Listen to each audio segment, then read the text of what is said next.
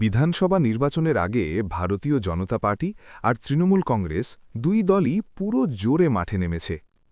গল্পটা শুরু হয় এক ছোট্ট শহরে। চায়ের দোকানে সকালবেলা আড্ডা জমেছে।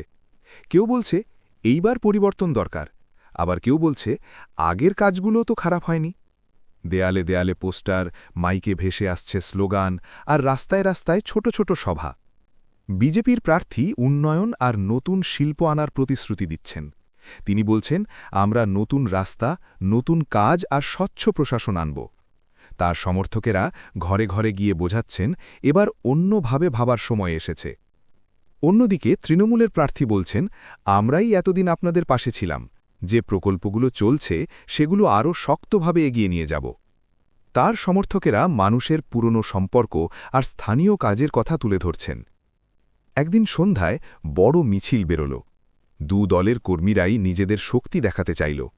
তবে শহরের প্রবীণ শিক্ষক বললেন, মনে রেখো, ভোট মানে লড়াই নয়, মতের প্রতিযোগিতা।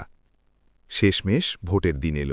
লম্বা লাইন, আঙুলে কালি, মুখে কৌতূহল। ফল যাই হোক, মানুষ বুঝল গণতন্ত্রের আসল শক্তি হল তাদের নিজের সিদ্ধান্ত। এই গল্পে জয় পরাজয়ের চেয়ে বড় হল একটাই কথা, মত আলাদা হতে পারে, কিন্তু শহরটা সবার।